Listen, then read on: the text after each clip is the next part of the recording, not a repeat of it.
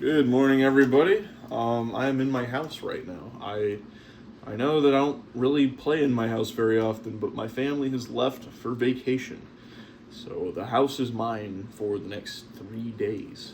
It'll be great. So I'll be practicing at home from now on, or at least for the next 3 days.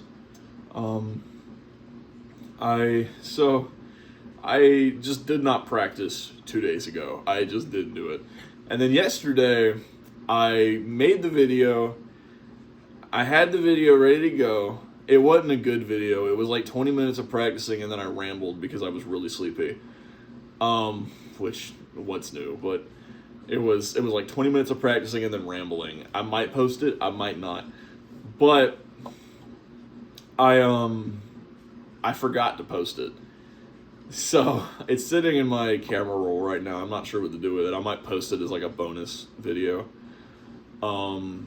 Yep, I'm back finally. I know y'all been waiting so long.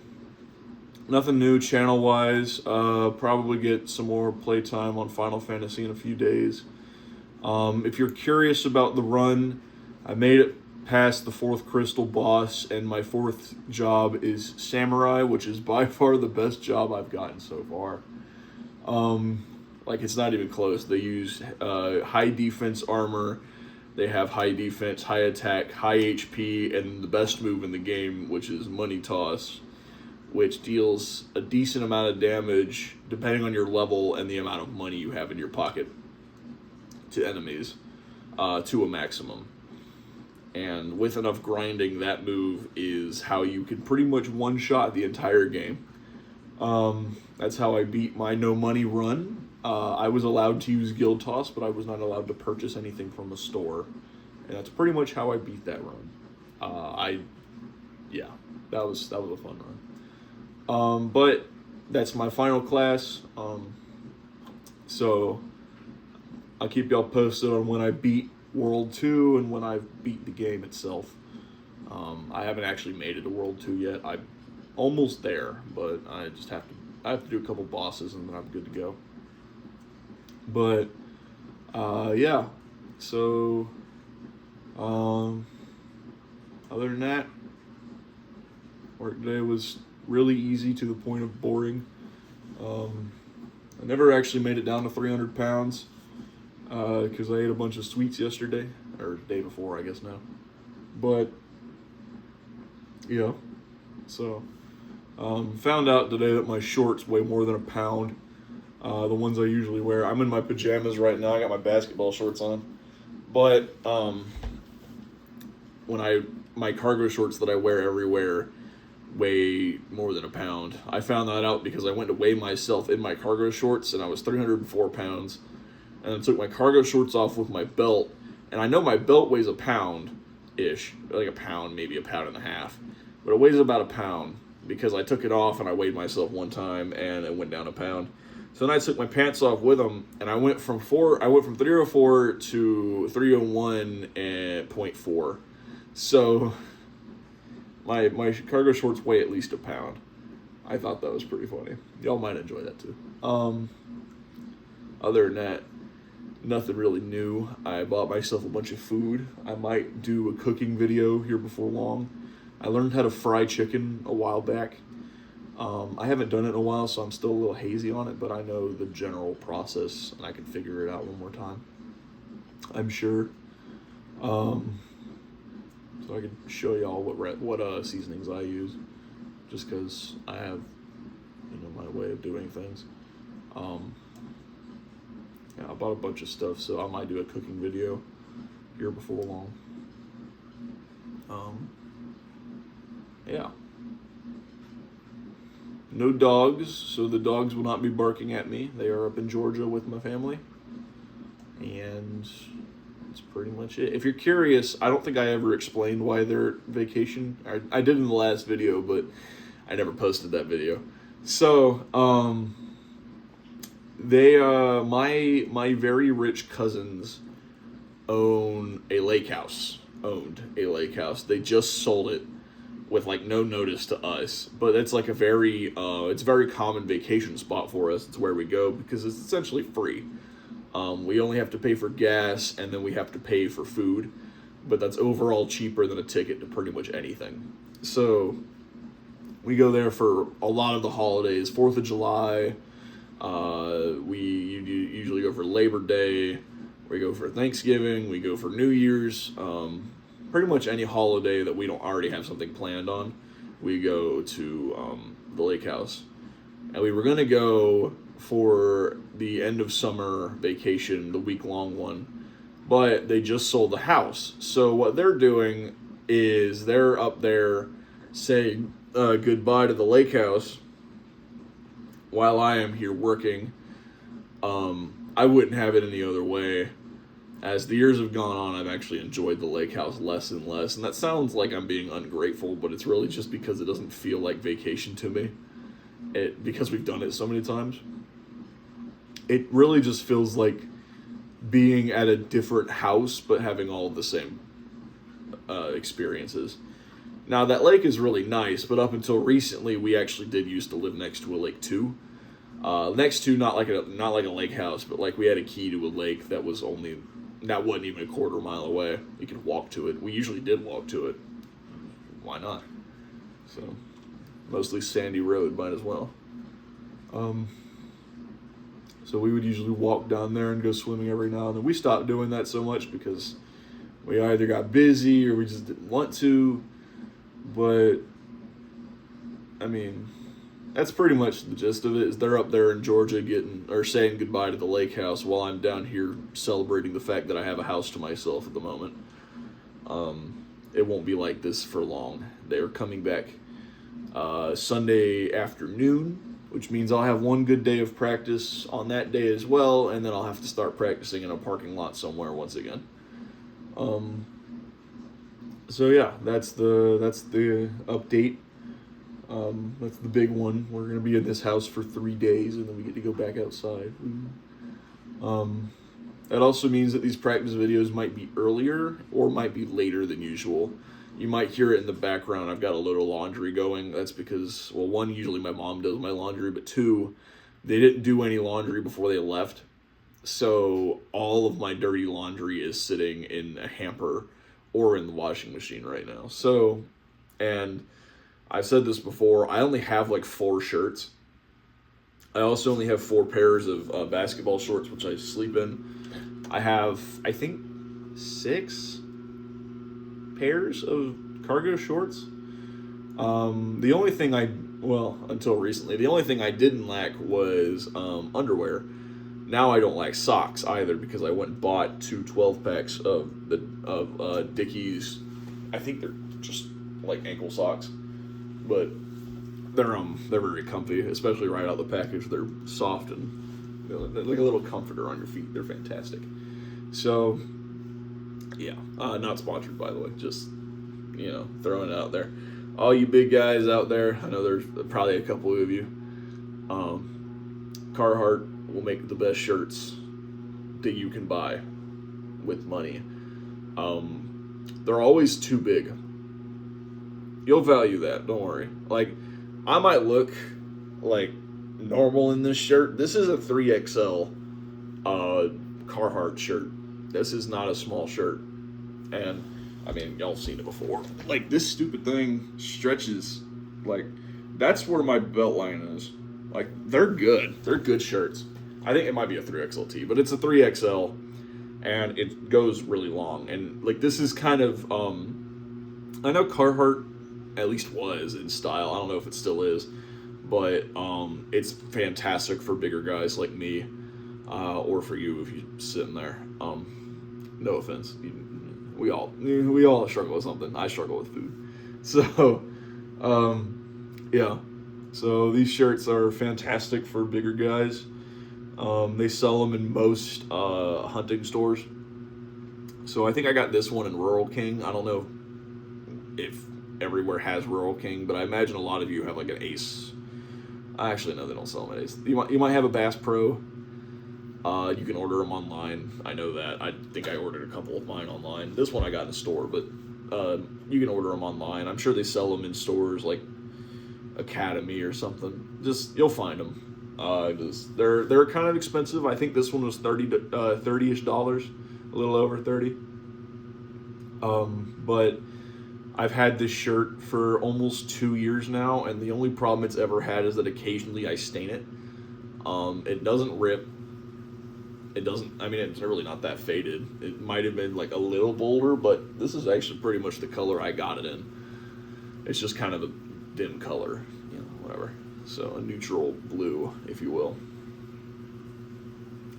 So that's kind of the whole thing with me. Yeah, this is me rambling again. So because y'all weren't here, I'll go over what I did in the other video. I don't think I'm going to post it. I think I'm just going to leave it alone, delete it. That way I can at least save data. I was going to go farther than this, but I ended up only practicing for about 20, maybe 30 minutes. So I did the harmonic minor scale, and I ended about halfway through the melodic minor scale. I think I hit about 104 BPM. So I'm going to start with the melodic minor. We're going to start a little faster than I usually do, at about 100. And we're going to go from there. I foresee myself making through the whole tone scale and the pentatonic scale. And if I get any farther than that, that'll be cool, but I don't really see it. I probably will, but there's no point in saying I'm going to until I actually do. Where'd my phone go? There it is. So I'm charging my phone, so it looks like I'm holding it at a weird angle. I am. This is what I have to do, because I killed my phone before I even got home. The only way to make my job like bearable, which makes it fun if you do it, but you have to listen to music while you do it because no one really wants to talk. So yeah, turn that thing all the way up because y'all are way over there now. I think y'all are about 4 feet away from me, which is about the farthest y'all ever really are.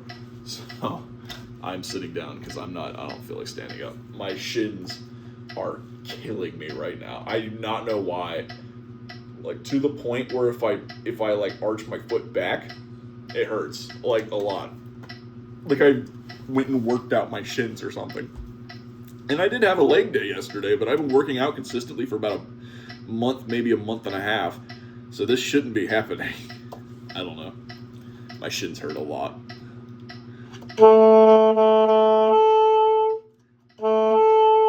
Making sure my reed still works. This is reed number 6. I used reed number 5 in the video y'all never saw. So I don't remember how much I liked reed number 6. I started off today when I was warming up, and I didn't like it very much, but now it sounds okay. So maybe we're doing all right. There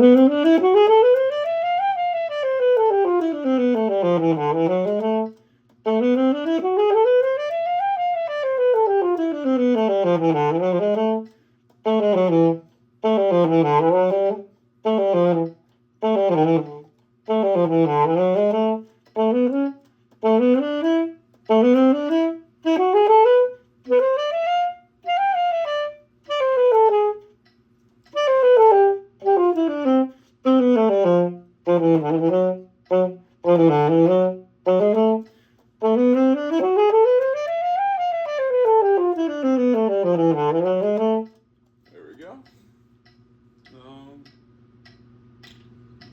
104. Also, I brought a water today. Look at me go. I was rough yesterday too. I forgot to buy water while I was in the store, so I had to scrounge around my car for water, and I found a lukewarm one sitting in a car door about half full. And then I had to use my ice pack out of my lunchbox. So yesterday was a rough day. It wasn't even a bad day at work. I don't know. I was just in a bad mood or something. It happens.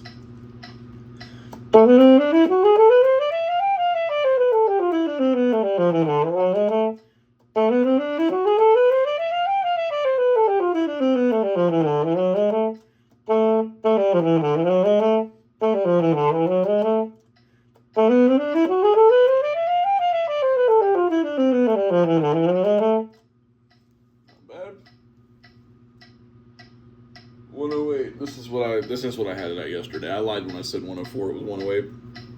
And I know that because when I turned my metronome back on, it was 108. That's the only way I know when I stopped that yesterday.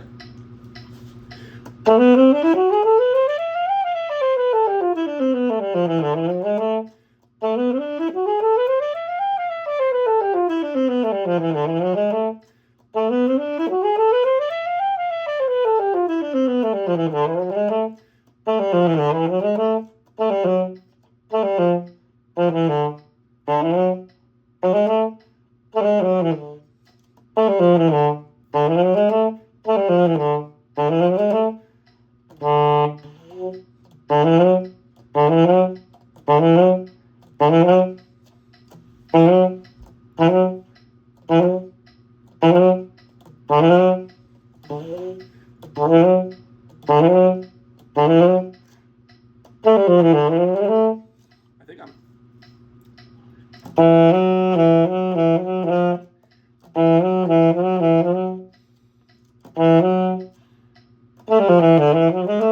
Okay, that was better.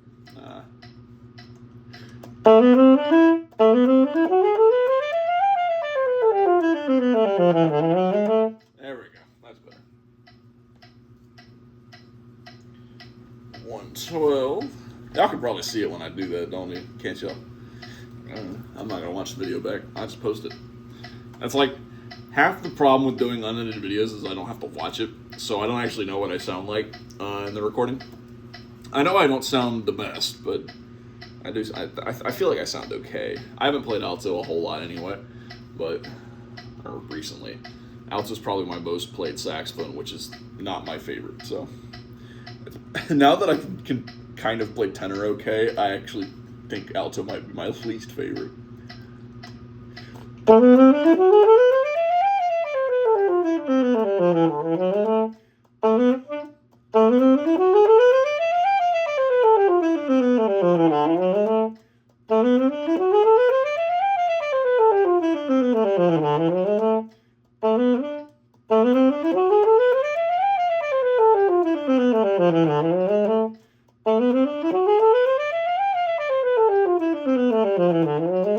There we go. Alright. 116. Really, if I just sat in a different chair, I could probably lean back.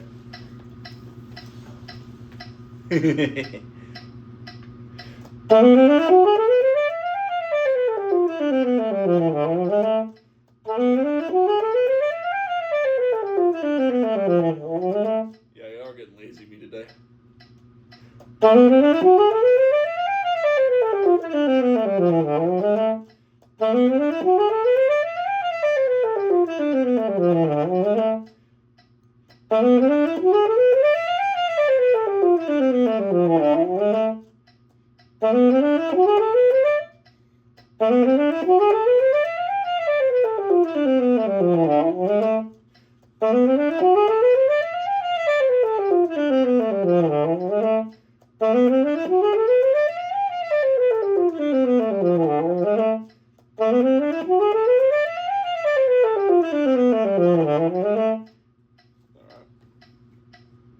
And finally,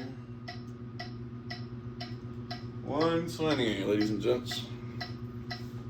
There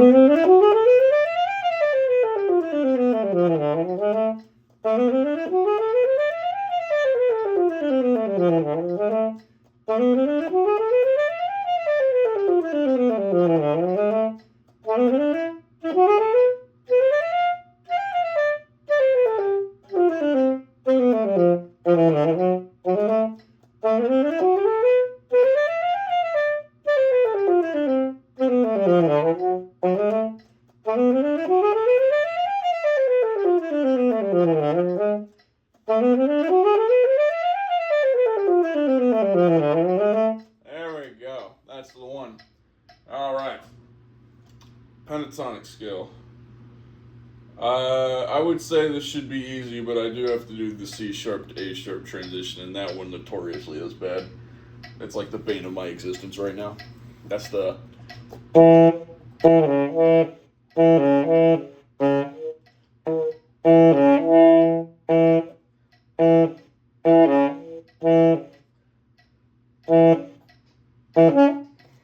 Okay.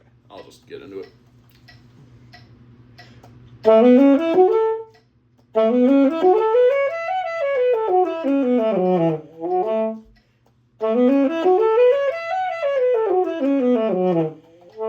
slower. Like 80 if I can open my phone. This hurts my neck. There we go. Let's let it hang. There we go. Now I can hardly hear it. There we go.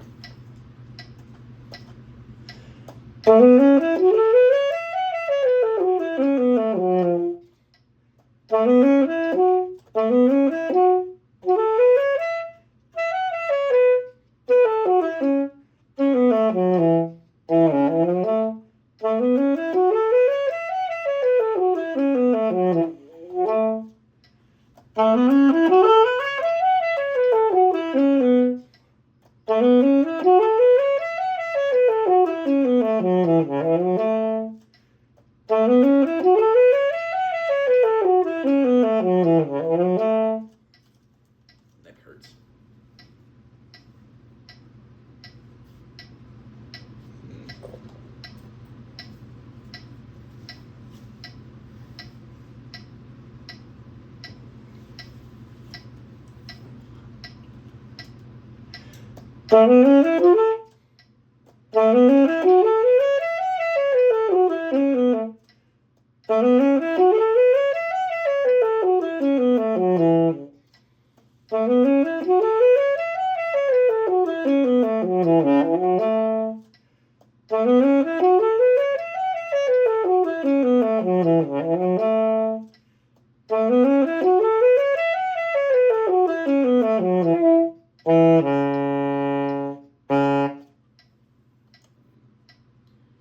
I need to use a different neck strap. This is hurting my neck.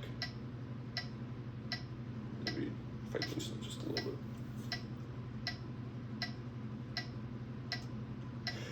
I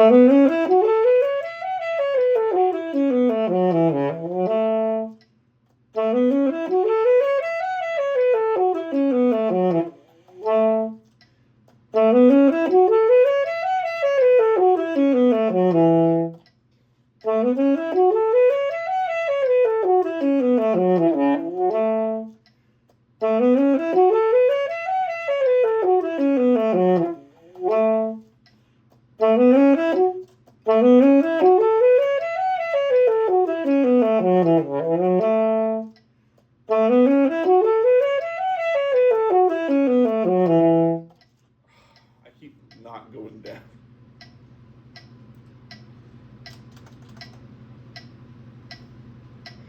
It's kind of hot in the living room because I had to turn the fan off because it messes with the sound. I don't know why it messes with the sound, but it does. It does like horrendously too. It's not even a little bit. But it does mess with the sound, so it is hot in here. Hot being like, high 70s, like not great living room temperature, but still not bad. Like I'm not sweating, it just kind of sucks. Like I'm getting to the point where I'm starting to sweat, but like I'm always a little sweaty, so it's like it is what it is. But yeah, it sucks. Anyway.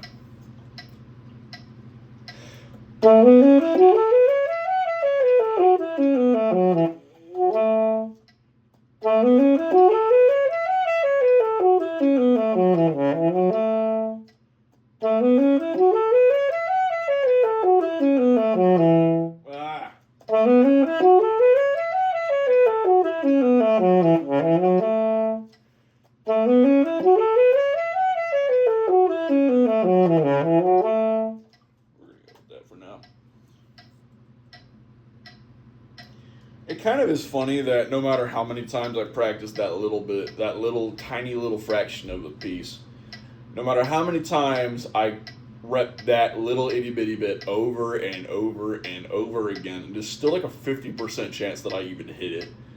Never mind be good. Like from that 50% chance, it's like a 20% chance of that being good. Like it's gross.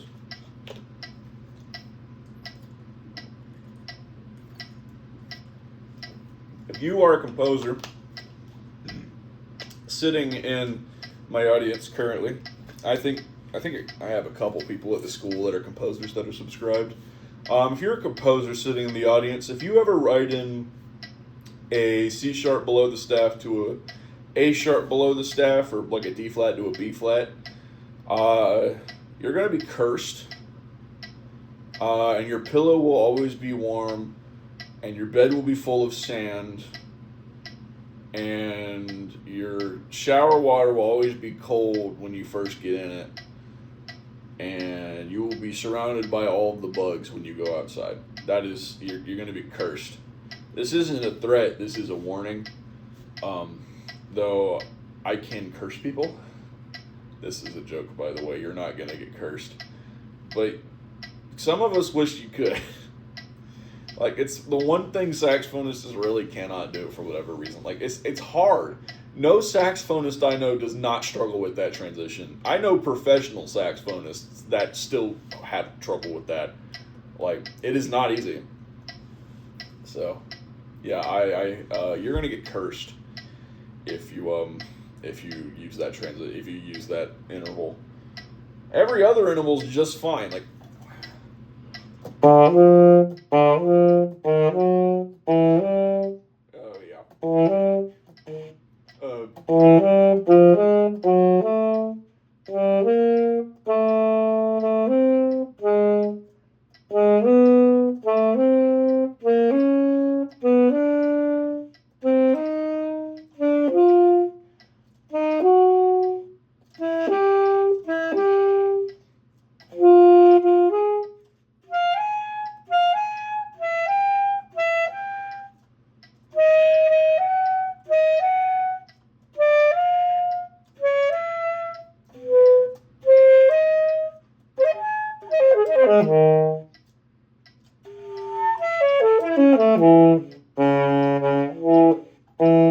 That transition, only one on the instrument I know of that sucks. You will be cursed if you use it. Likewise, if you go the other way. But that one's less hard for some reason. Going down is the worst part. Going up isn't too bad. Like.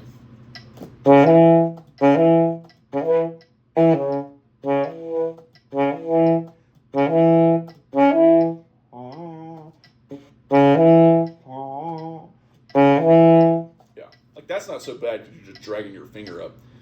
But yeah, it's easier to do on professional saxophones because they have a lot more features on them. But if y'all know anything about me, it's that I cannot afford professional saxophones. I can barely afford to eat in college right now. I can barely afford college. I can't afford college. And I'm over here I'm over here rocking like the nicest instrument I could even own. And it's because my parents got it for me. It's a Yamaha student model. It's like, this is as good as it's going to get for me until I'm a functioning member of society. Until I'm a teacher. And even then, I might never get past this. I probably will. I'm going to go out of my way to do it. But man, it's going to take a long time. And I have to buy one for Barry. I have to buy one for alto. I have to buy one for tenor. I probably will buy a professional soprano because the only curved ones are professional sopranos. So Yanagasawa makes them. P. Marriott makes them. For those of you who don't play the saxophone, there's a brand called Rampone and Casini. They're Italian. And if I recall, they're really, really good at making jazz horns. But I never see anyone use them. They're rather rare. But they make a curved soprano, and I've heard it's pretty good. Actually, I think I remember watching a video about it, and I liked its sound. But the Yanagasawa one is still my favorite. There's another one that makes them. I don't remember who, though. And of course, you could buy a cheap Chinese one because you can buy a Chinese of everything. You could buy your best friend. You could buy a Chinese knockoff of your best friend if you really wanted to. I'm sure you could find it somewhere.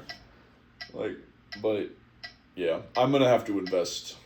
Let's see, a little bit of saxophone math once again. I know I did this with reeds a few days ago, but a saxophone, a good saxophone like this one. A good student model will cost you about $2,000. That's a lot of money already, I'm aware. This one, my parents got used rent to own. If you want a new student model instrument, it'll run you about $2,000. They rented to own this for $1,500. I only know it was used because by the time I got it, and I did like a little bit of research, it's roughly 15 years old, and I started playing 7 years ago. So I mean, you can put two and two together if you'd like. Plus, I got it in junior high from the people that rented it out to the junior high schoolers. So there's a really good chance that those instruments got returned, and this is one of those. But not because they weren't good, just because students stopped playing or something. It happens all the time, actually. But that's how much this one cost. If you want a good used one, a YAS 23, which is just an older version of this horn, it can run you a decent amount of money for a good one, but you might find one for $800 that'll work. You'll have to put a little bit of money into it if you buy it for any cheaper because you'll have to repair it. But otherwise, a good auction on a Yamaha Model 23 is fantastic. You're not gonna get much better than that for a used horn. If you're looking for a cheaper alternative for a new horn, I know John Paul makes a decent horn. A lot of people I've seen online or even just know in real life started on a John Paul, and they say that you get what you pay for, but it gets the job done. So not too bad. And of course, no saxophone's going to be terrible right out the box unless you buy it for literally $1.50. But some like, don't go and buy the cheapest saxophone you can find. Don't do that. You're not gonna have a good time. I've seen videos where they pull them out of the box and there are parts missing. I've seen videos where it falls apart in their hands. I've seen videos where even if all of that comes out of the box correctly, it just sounds terrible. Like, I've seen way too many videos for that to be a good idea. If you absolutely have to, go right ahead. But honestly, don't start playing the saxophone until you can afford it. And that's like, I don't say that, like, I'm not poor shaming you. Clearly, I'm not exactly rich either. My parents got this for me. Like, they stopped paying for it 5 years ago, and I started playing 7 years ago. I'll let you do the math. But, like, don't go out there and just get an instrument. Like, this should not be an on a whim activity. You better plan for this. This better be something that you actually want to stick with, because otherwise you're either going to be stuck with a really expensive instrument, or you're going to actually like the hobby and then have like a really cheap saxophone and have to spend even more money on a better saxophone, or the same one if you make the same mistake twice, which means that you'll have to spend even more money. You're always going to be spending money as a saxophonist, so to have a saxophone that'll actually last you long enough for that to be a good idea, that's going to be the best bet. John Paul is kind of that middle ground where I guess it's a Chinese-made horn, but it's manufactured in the U.S., so there's a little bit more quality to it. But you're not going to get like super high quality unless you go straight to the high quality brands, and that's where you're probably going to have your best bet. Anything used. If it's like Yamaha, Selmer's pretty good used usually. If Yanagisawas are like all professional instruments, but I've seen them go as low as about $800. So I mean, if you want to, go for it. Eastman makes a cheaper alternative. Alto. Eastman can be hit or miss, so do be careful. They cost almost as much. They're about $400 less, and they're good. Better Sax just released like about a year ago their own saxophone, and I've heard good things about it. It's about $800. You could probably afford that one if you wanted to. Pretty much every brand except Yanagisawa makes a student model horn, and they go about as high as $2,500 to as low as about $800. That's your range. So my whole arsenal with that in mind, not taking into the account that my soprano's broken, it cost me a total of, let's see, 700. Well, if I bought these myself, it would cost me 2,200, 3,600, and then I bought my tenor super cheap, so about $3,800 I paid for all, or would have paid for all four of these. I paid for three of them. Mom and Dad paid for this one. So this one was $1,500. So I still paid, hefty chunk of change for all of this. But also, if you are already playing the saxophone, I would recommend trying and getting one that you like. Especially if if you've been playing a little while, then it's good to have one that you like. Even if it is a bit hefty in price. Because once you know you like to play the saxophone, then obviously you should have one that you like. I seem to like this one just fine. It works for me. I've played better ones. We'll get there, but this is as good as it's gonna get for someone like me.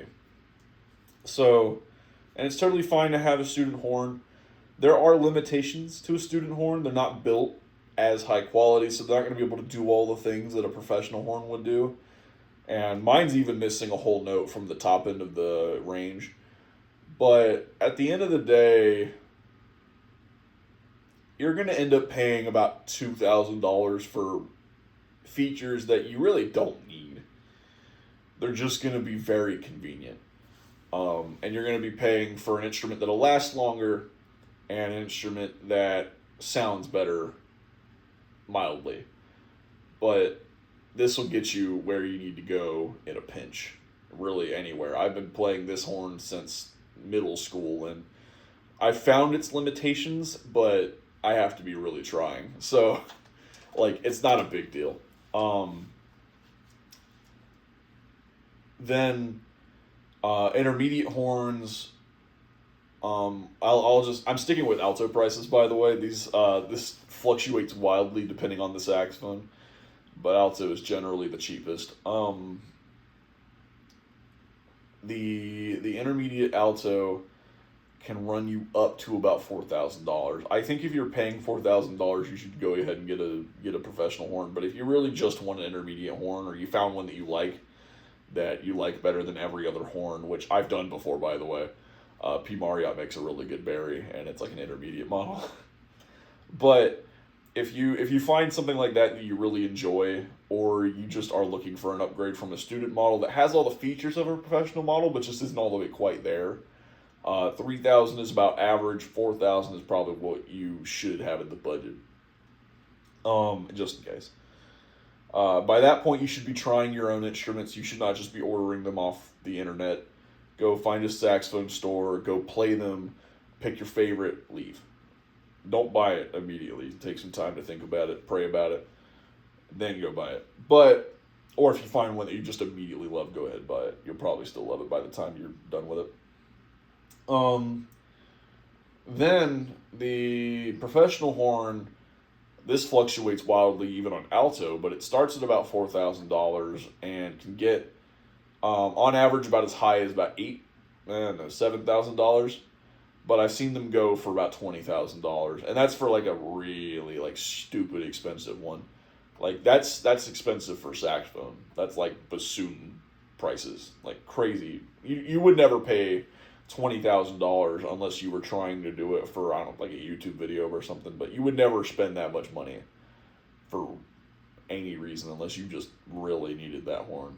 And no one really needs that.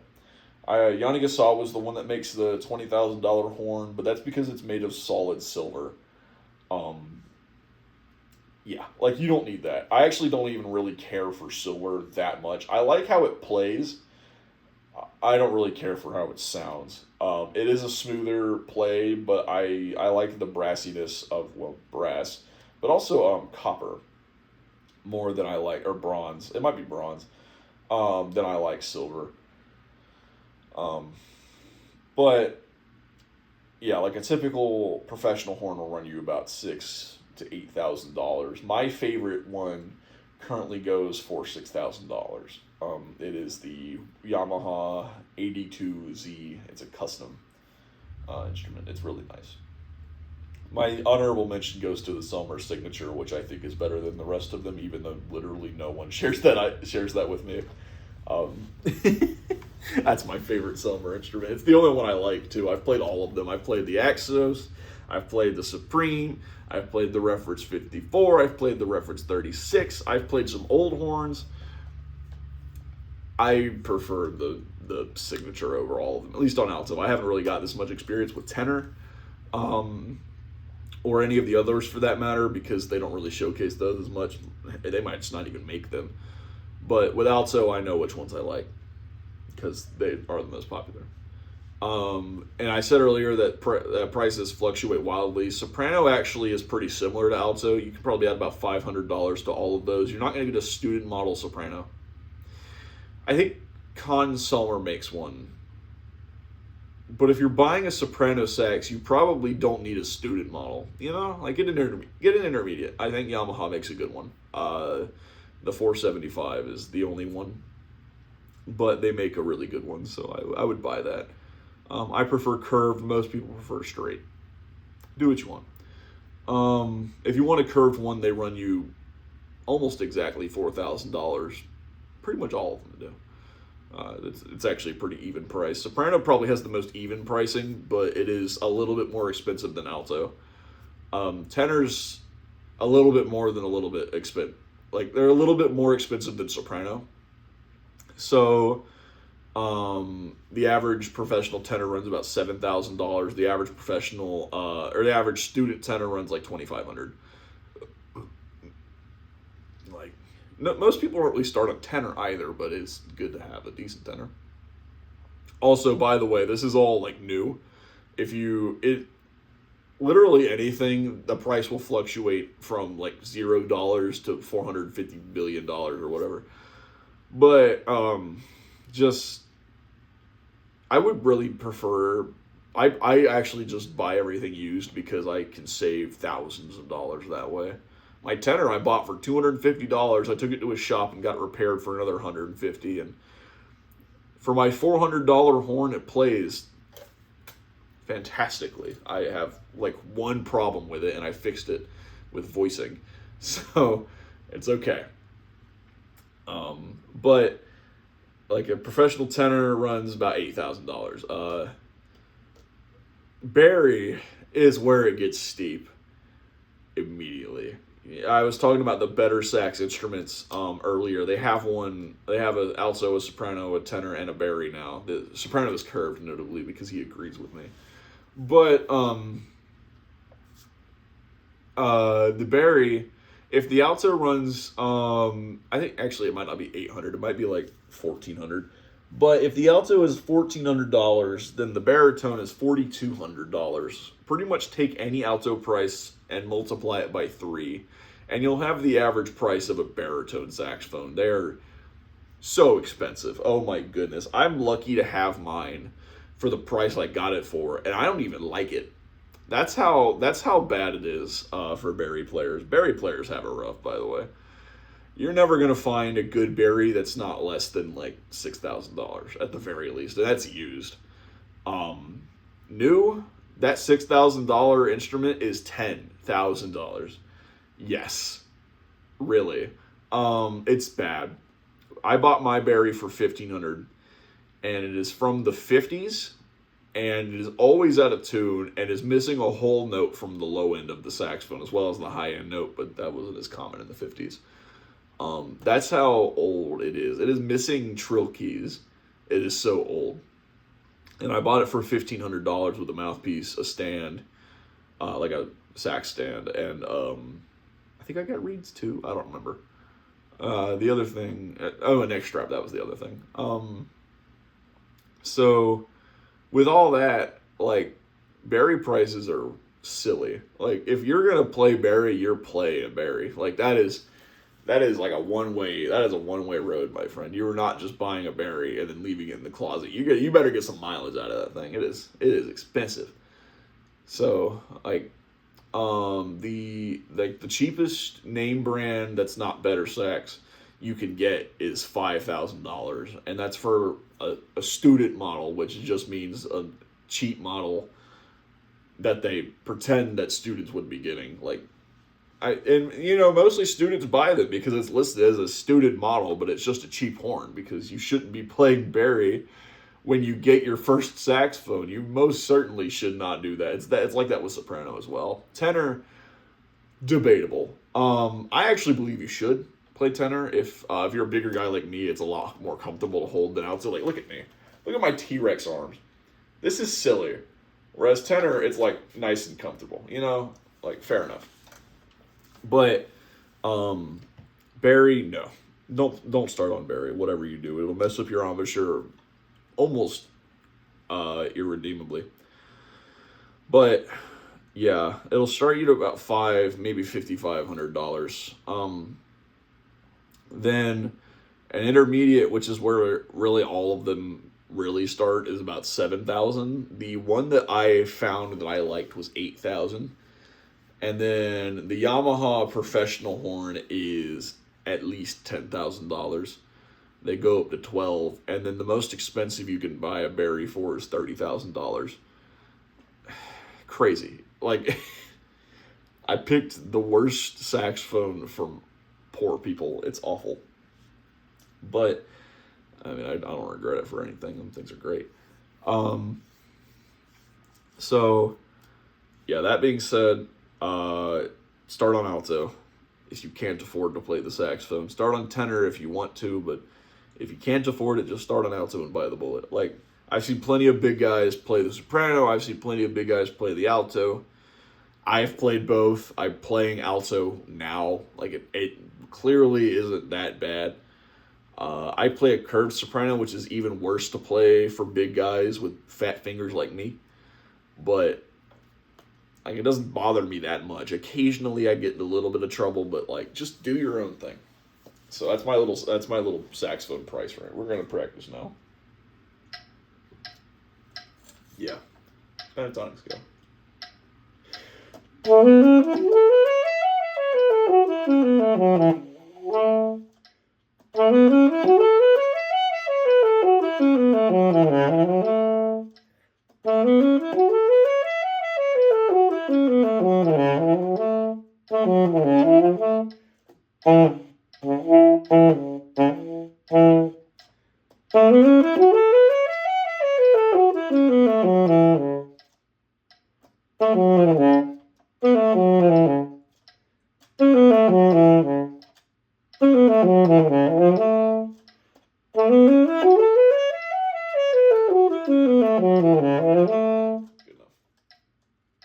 I know that wasn't like actually good enough, but we're moving on. So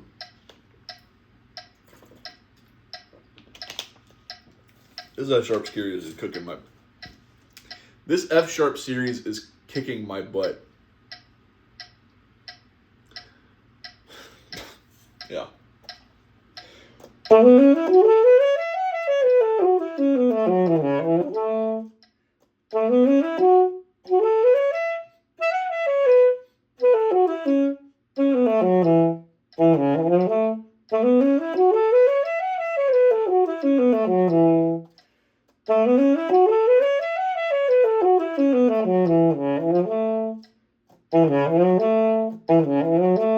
Alright, so I found that the best thing that works, and I'm kind of far away, but if I put my finger on the corner there, it gives me the most, or like, really gives me the opposite of leverage. But I can still open it like this and then scoop my finger down, but I have to like lightly tap it, and that's kind of a problem because I don't lightly do anything, clearly.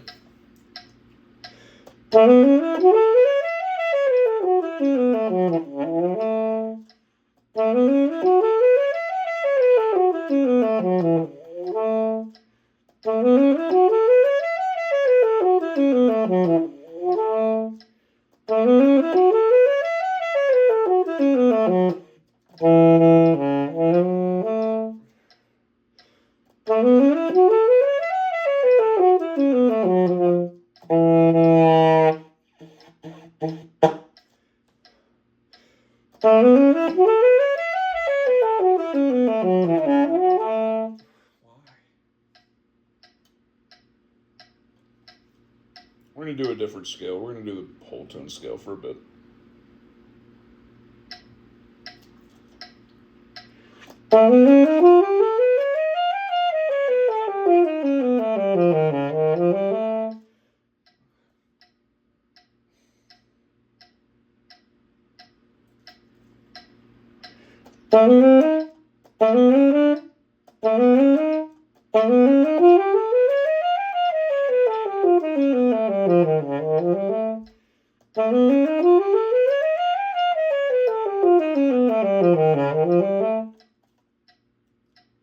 We're not even doing this in 4s. We're doing this one in 8s because it's easy.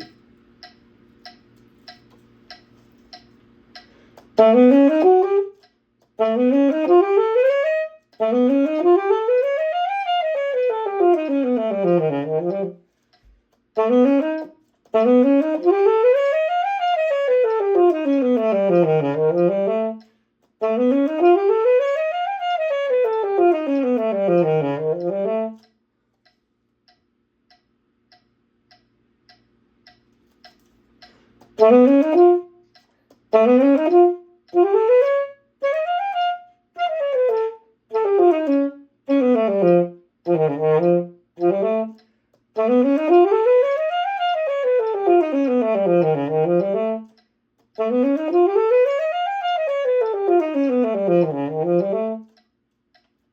think I'm rushing actually, but that's alright. Still getting it though.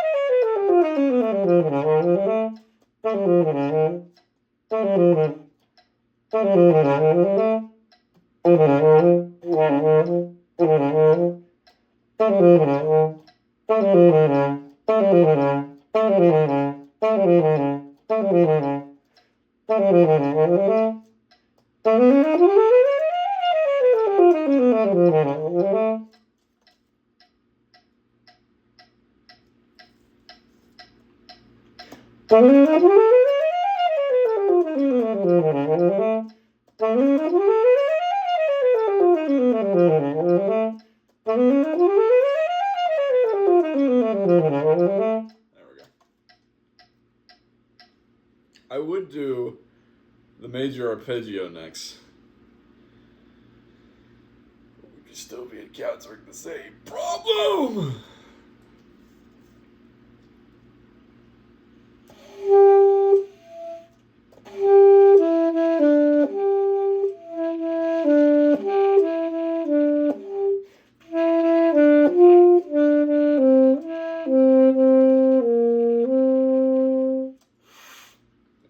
Girl from Ipanema action there. I know, crazy. I learned that piece a long time ago. I don't even remember when.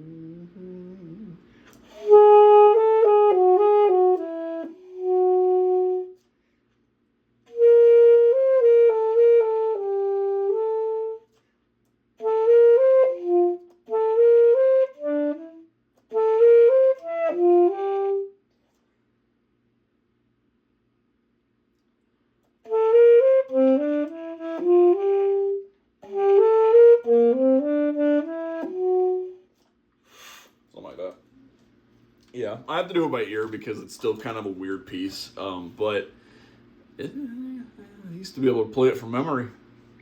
So now I can do it by ear, which is almost more impressive to me. Memory has always been one of those things I'm okay at. Muscle memory I'm really good at. But everything else kind of sucks. It's like once I build enough muscle memory, I can do just about anything. Not perfectly, but I can do it enough.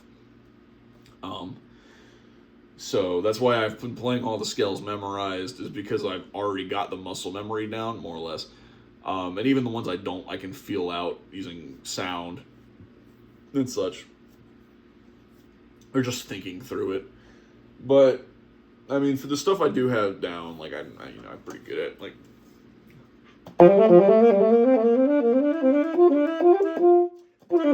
Like that, I can do that. Because I've done that a billion times. It's something I'm just okay at, you know? That's my warm-up. It's like when I'm trying to warm up my fingers, I do like a broken, not, I like the opposite of a scale in thirds, where you, like, do a run.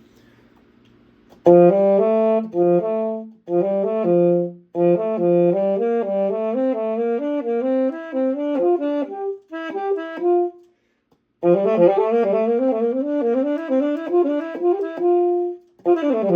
just do that at the end because it's it's easy to do.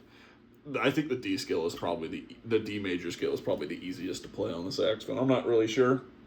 If you're a saxophonist, let me know what you think. But honestly, we're probably going to disagree.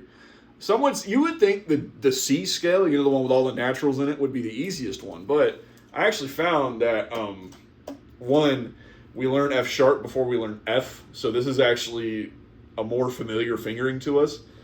But also, it doesn't have that issue that C has, where you have to flip from B to C like this, because it's a C sharp. So you can go.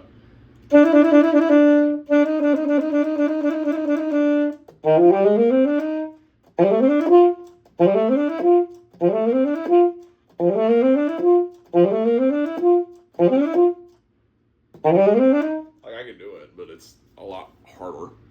So, like, that last little bit is significantly harder than the entirety of the other scale, just because it's a weird motion.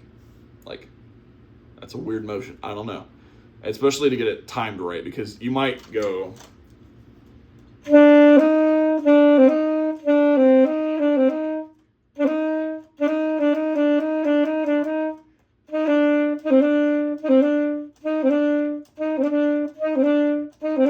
That's something you can do too. That's usually the problem.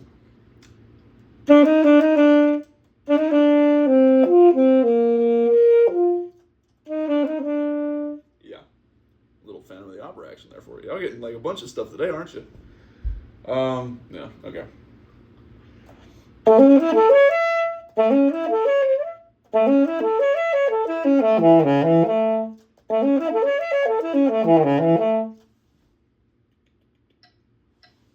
All right, whatever.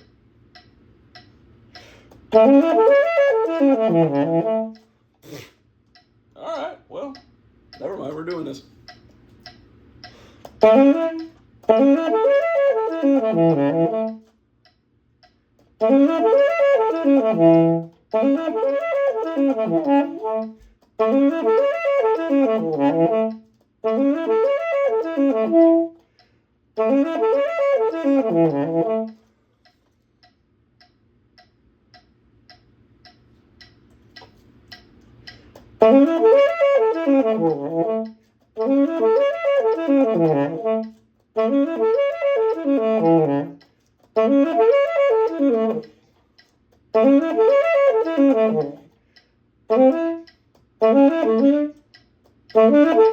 No.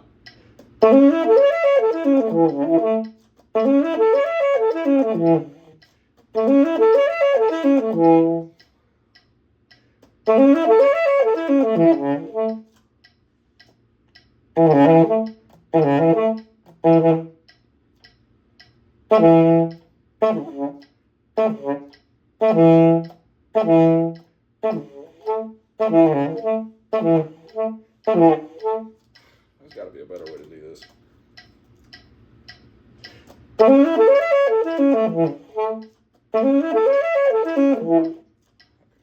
Never mind, we're not doing that. I'm gonna just play some stuff. It's another good jazz standard I know. Or just Frank Sinatra song. We do more Frank Sinatra, why not?